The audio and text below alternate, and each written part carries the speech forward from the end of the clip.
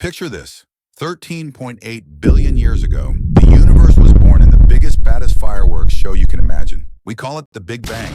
No, not the one your parents did to make you, but the one the universe did to itself, sorta like a and trust me, it was anything but a tiny pop. We're talking an explosion that created all the space and time we know today. At least, that's how you all know it so far. All thanks to me. And how do I know this? Because I'm the cameraman, and I've been here since the beginning of it all, ready to capture every moment of reality. So buckle up, mortals. This is going to be a big one. It all started 13.8 billion years ago from this moment, if my counting is correct. There was nothing, not a single matter, nor space, just nothingness. And I know it's hard to imagine because you've never seen nothingness, so it's indescribable. Heck, even I, the cameraman, wasn't brought up to existence yet. Where was I before that? I guess I was somewhere far away, minding my own business in another reality. Then, in an instant, boom! The Big Bang happened, and it brought me here. I had no idea what was going on.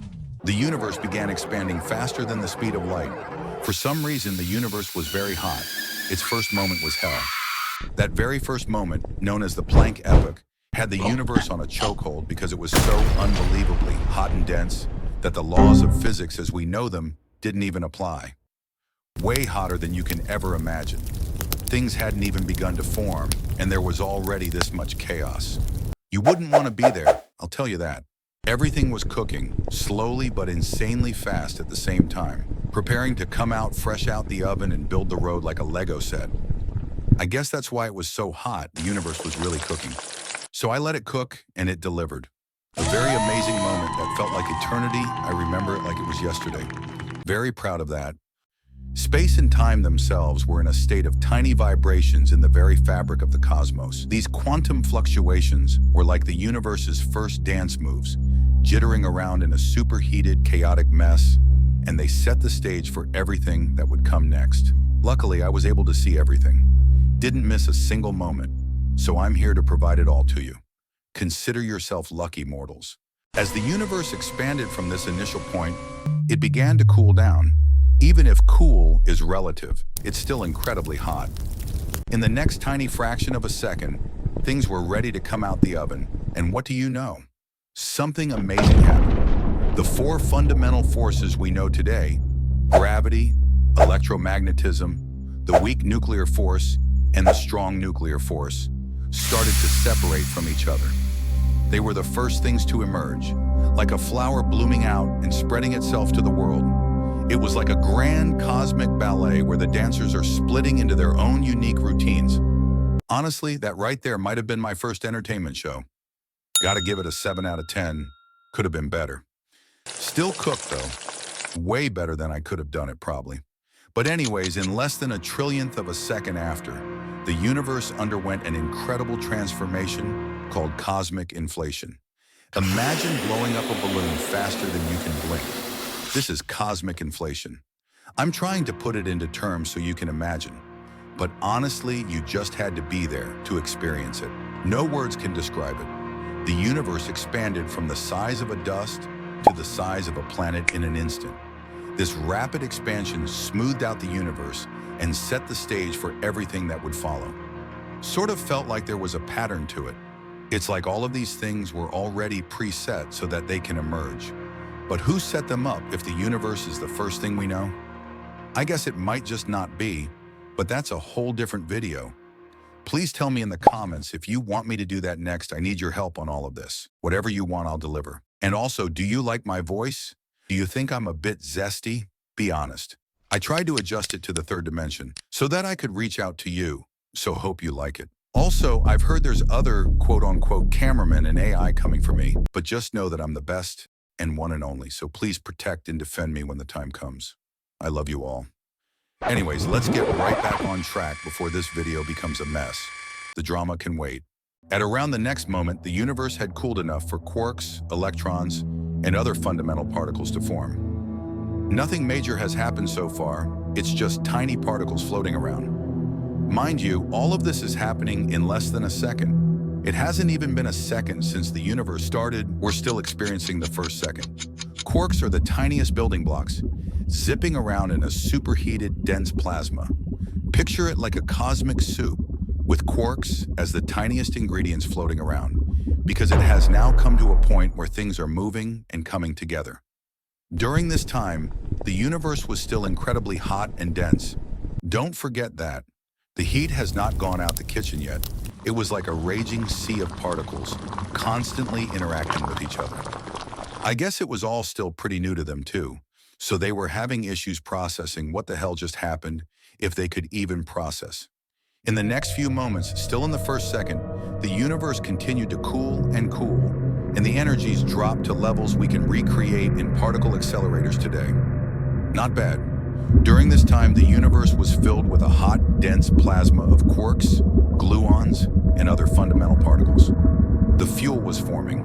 Felt like I was inside a volcano swimming in lava. Good thing I don't feel pain. Those electromagnetic and weak nuclear forces I told you about earlier just separated, setting the stage for new bonds to form. Everyone was waiting their turn to do their thing, and it was time for the next Lego piece. The quarks began to combine to form protons and neutrons in a process called baryogenesis. These protons and neutrons are the building blocks of atomic nuclei, and their formation marked a critical step in the creation of matter as we know it.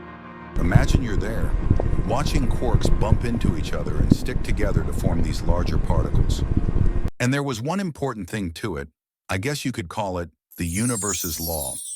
Each new thing was bigger than the previous one, because of course it was a combination of the previous things. Not only did space expand, but everything inside kept getting bigger and bigger. And finally, we completed the first second, took a small break that lasted around 10 seconds or so. How much can happen in 1 second, huh? Crazy, I know. During this break, the neutrinos were feeling a little rebellious and separated themselves from the rest of the matter, allowing them to travel freely through space. I guess it was time for them to go on a rebellion and decided to leave the party and wander off on their own. Good for them, I guess. Now we're speeding up a bit. It can't be stopped. Each second was the same as the previous one, so nothing interesting happening the first minute. By about the third minute, the universe had cooled down to about 1 billion degrees. Still hot, don't get fooled, but now cool enough for protons and neutrons to combine and form the first atomic nuclei.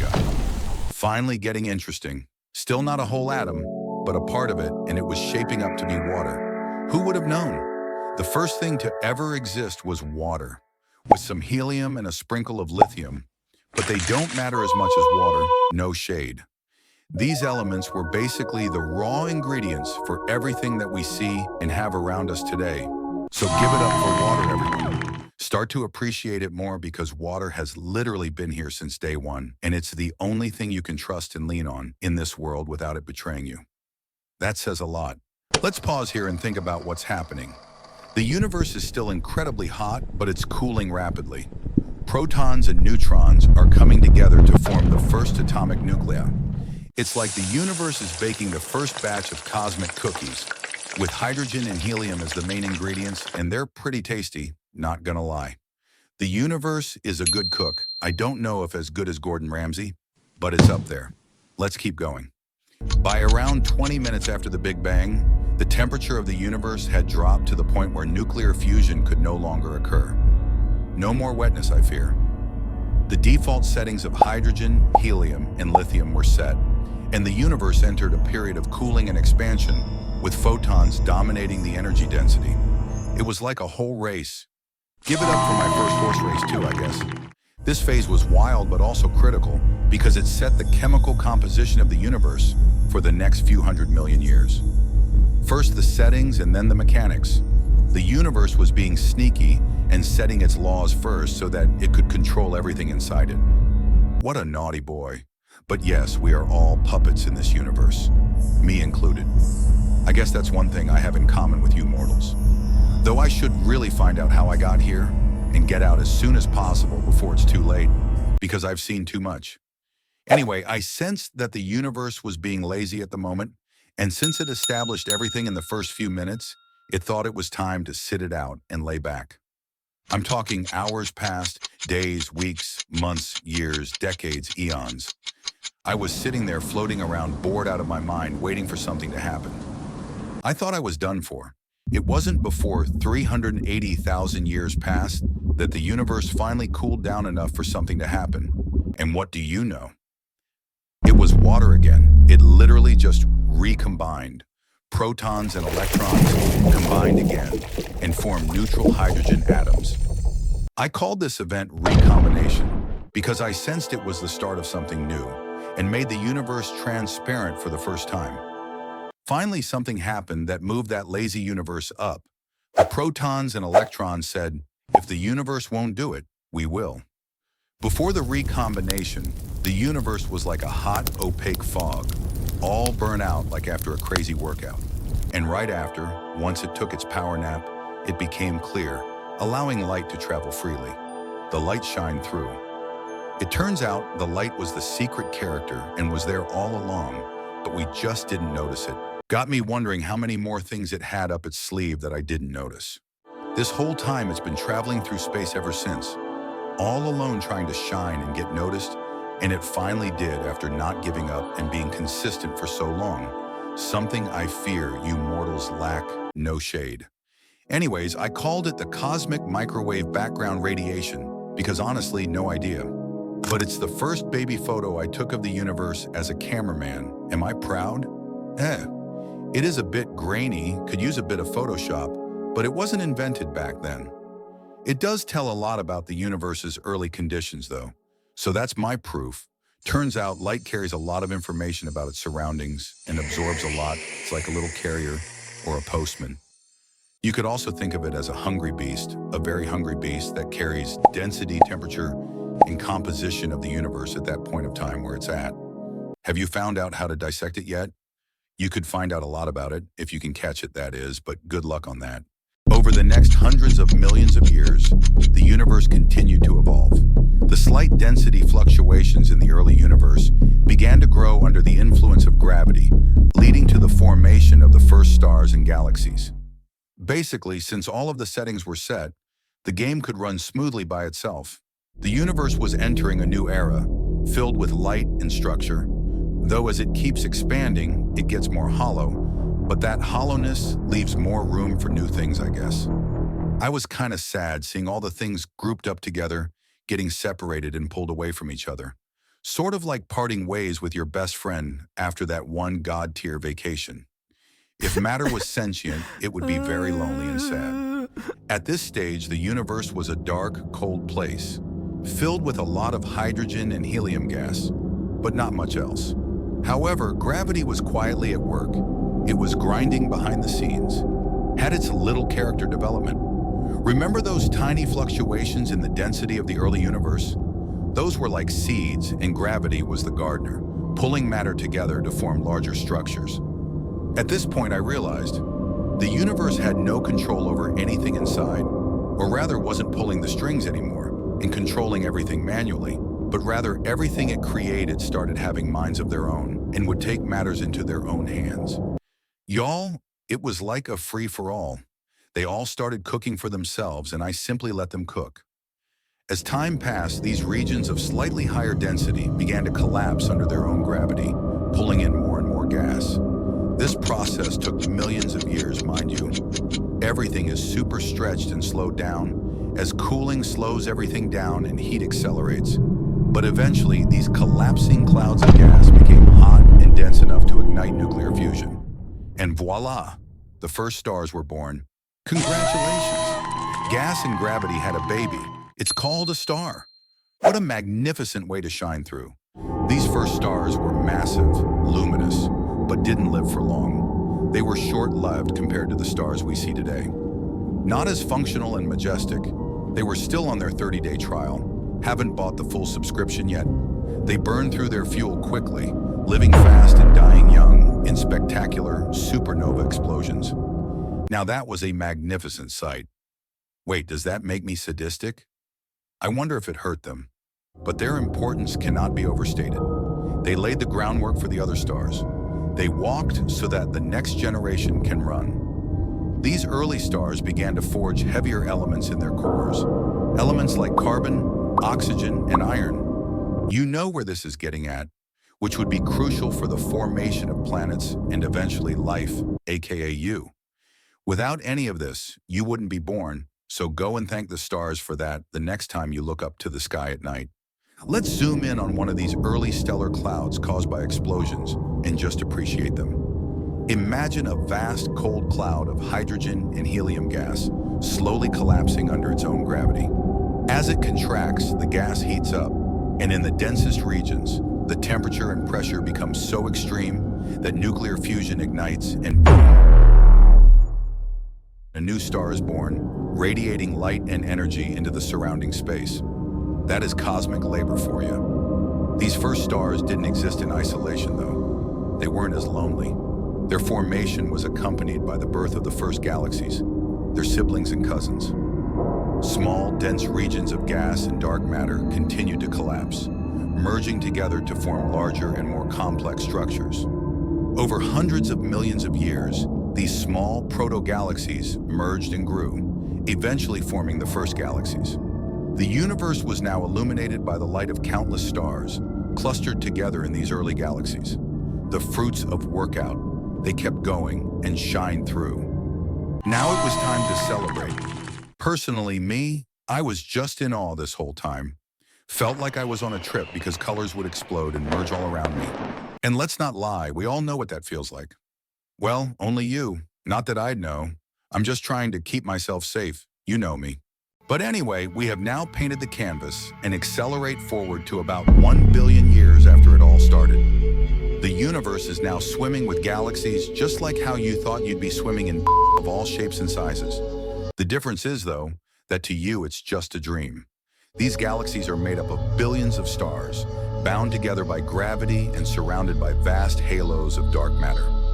The Milky Way, our home galaxy, began to take shape around this time. Finally your home, though it was much smaller and less structured than it is today. So don't get your hopes up just yet, and let's not get ahead of ourselves. In these early galaxies, stars continued to form and die because they never found out that they could go past the free trial, enriching the surrounding gas with heavier elements through supernova explosions. This cycle of star birth and death continued to build up the complex elements needed for planets and life.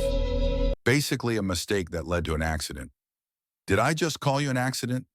Yes. I was one too, though, so don't worry. I guess gravity was too ahead of itself, but eventually settled down. It was clear it needed help badly because at the time, it was the biggest serial killer in the universe. Too much power, man.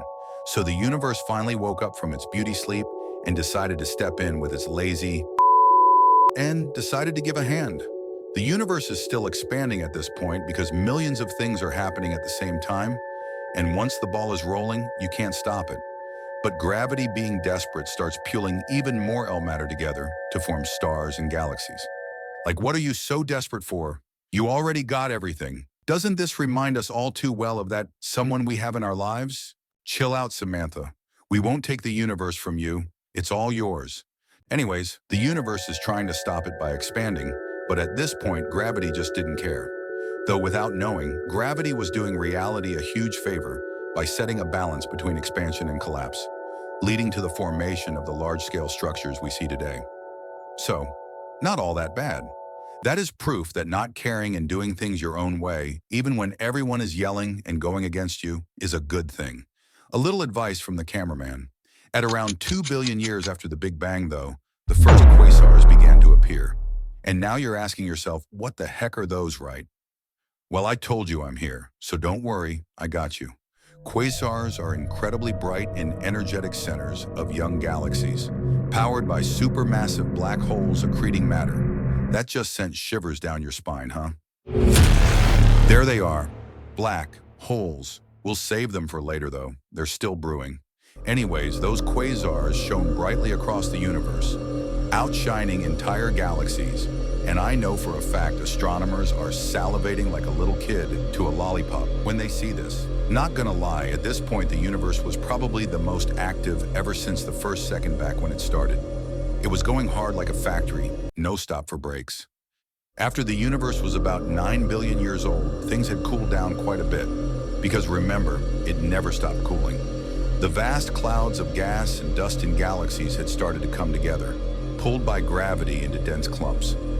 These clouds are called nebulae, and they are the stellar nurseries where stars and solar systems are born.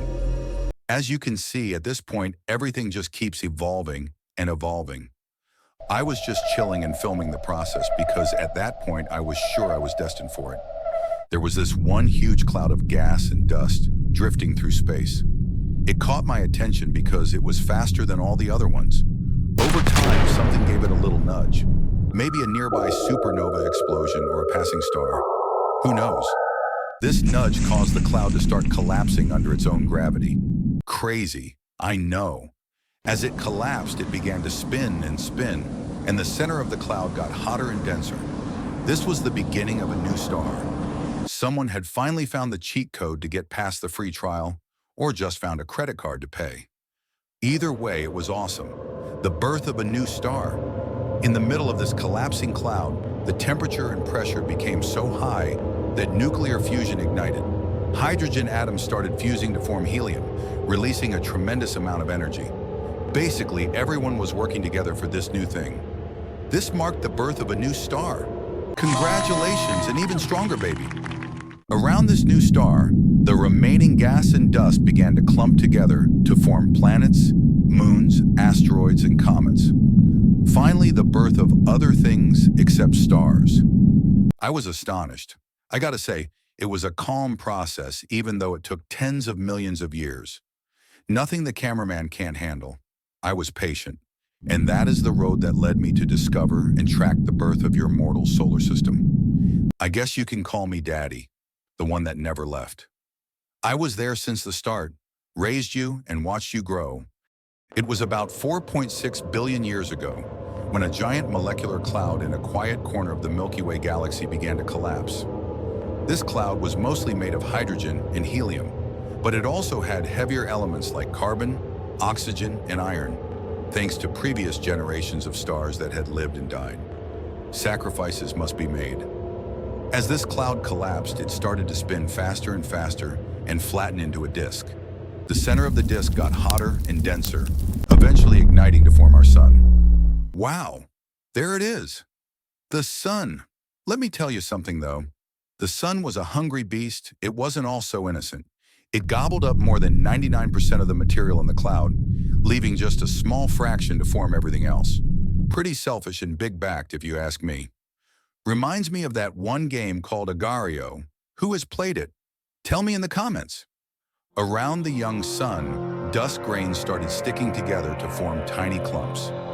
These clumps collided and stuck together, forming larger and larger bodies. Over time, these bodies grew into planetesimals, which are the building blocks of planets. The Lego build was coming out nicely.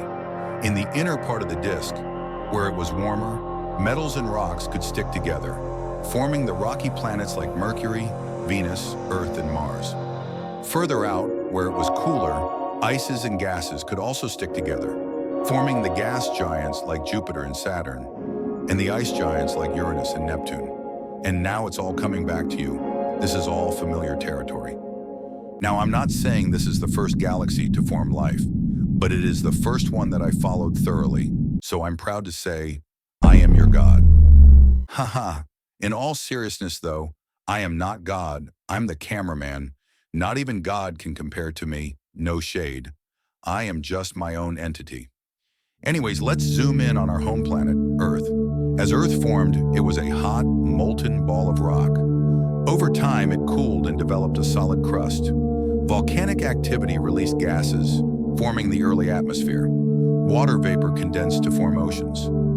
Meanwhile, the sun provided the energy needed for chemical reactions, setting the stage for the emergence of life. Perfect settings for life, a mini-universe.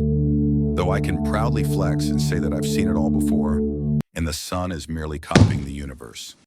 I wonder if there was a court in space if I could sue the sun. Guess we'll never know.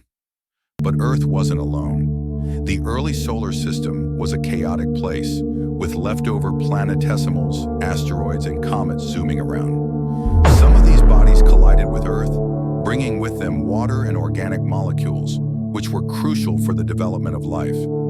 The early solar system also had a lot of debris.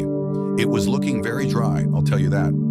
Occasionally, a large asteroid or comet would crash into a planet, causing massive changes. One of the most significant impacts happened to Earth, leading to the formation of the Moon. The leading theory suggests that a Mars-sized body collided with the young Earth, and the debris from this collision eventually coalesced to form the Moon. But I have a different version in mind. I don't know how much I can say before I get transported in a different dimension, though, so I'll stay quiet for now. Meanwhile, the other planets were also forming and evolving. Mars, smaller and cooler than Earth, lost much of its atmosphere and water. Jupiter and Saturn, with their immense gravity, acted as cosmic vacuum cleaners, capturing or flinging away many of the leftover planetesimals. I called them the cleaning ladies. Uranus and Neptune, the ice giants, formed in the colder outer regions, accumulating ices and gases. Not much going on for themselves as they were lazy, just like their mother nature. Anyway, the solar system settled down pretty fast in just 600,000 years. Not too shabby. It found its own relatively stable configuration with God-tier settings. The planets had formed and found their orbits, the sun had stabilized, and the remaining debris had mostly been swept up or ejected. It was looking pretty good. The stage was set for the next chapter in Earth's history, the emergence of life. After the Earth cooled down and formed a solid crust, things were still pretty wild. In the early days, it was a hot mess. The surface was constantly bombarded by meteorites, and volcanic activity was rampant. It seemed as though meteors had it out for Earth. They could not leave it alone. I guess they couldn't handle its awesomeness. Sucks to be a meteor, I guess. But amidst all this chaos, the conditions were just right for something amazing to happen. Life. The universe awarded its torture, finally seeing potential in something. Just kidding. The Earth did it all by itself. The universe doesn't even care or knows it exists. Imagine you're standing on the early Earth about 4 billion years ago. And by the way, did I say 600,000 years before when I was talking about the solar system? Oops, I meant 600 million. Told you I couldn't count.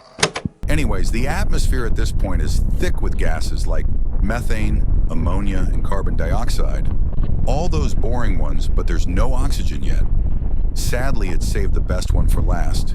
The oceans are forming from condensed water vapor, and volcanic eruptions are filling the air with ash and gases. It's looking like things are getting active around here. It's a harsh, alien landscape, but in the warm, mineral-rich waters of these early oceans, something extraordinary is beginning to take place. I was starstruck because I was just seeing a world inside a world. Awesomeness. Though, can you guess where life began first? Surface or water?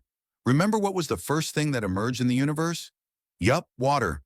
Life began in these ancient oceans as simple, single-celled organisms. It was the universe experiencing itself once again. These first forms of life were incredibly simple compared to the complex plants and animals we see today. They didn't need oxygen to survive. Instead, they just used chemical reactions involving the abundant minerals and gases in their environment to obtain energy, basically played with the settings. Over millions of years, these simple cells began to evolve.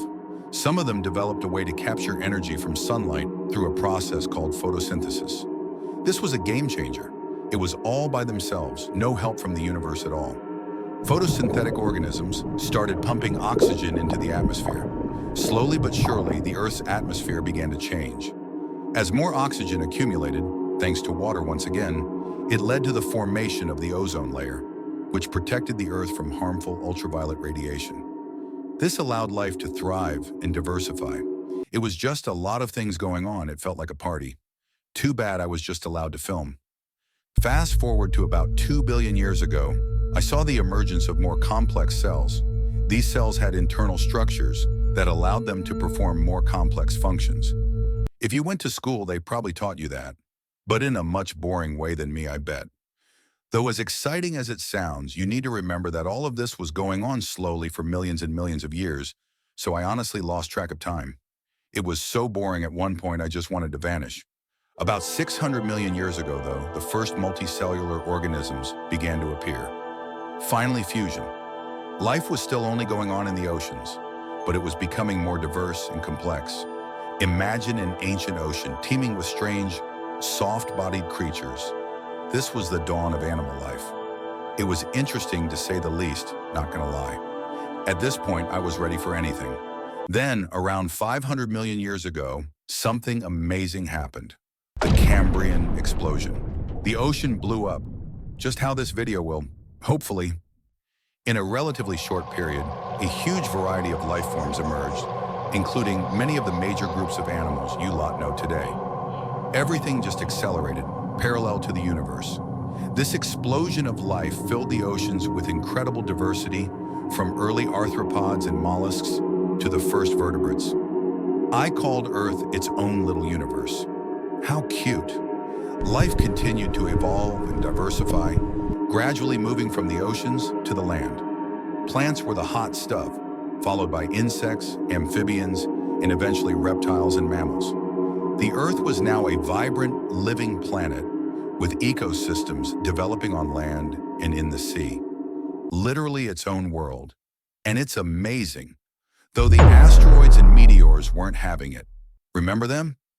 Yeah, they're back now, with a plan to take out their enemy, and thought it'd be a good idea to put an end to their one-sided war once and for all. So, about 65 million years ago, a catastrophic event by you-know-who led to the extinction of the dinosaurs, paving the way for mammals to become the dominant land animals. So while they thought they hurt us, they actually helped us grow. This event was a turning point, allowing small, furry mammals to diversify and evolve into many different forms, including our own ancestors. Oops, I meant your ancestors. That was a slip-up. Sort of makes it seem like I want to be a part of you mortals, but heck no, I am my own entity. But from here on out, everyone knows how it played out. From these humble beginnings, humans eventually emerged, built civilizations, developed advanced technologies, and even started exploring space. And here we are today. A fully developed mini-universe inside the universe where everything is going smoothly. But wait, did you forget about something? What's waiting outside? They're ready now, fully emerged and on their way to destroy the galaxy. Yup, we're cooked. The next chapter is not looking good. Try to make the most out of your life and pray for the life of you they don't come anytime soon. Good luck out there and stay safe. That's the end of everything we know so far. Should I save the universe? What do y'all think? Would I be a good savior? The cameraman saving the universe. That would be one heck of a title. But if I need an army, would you guys stick up for me? Be honest. Anyways, bye. Don't miss me too much.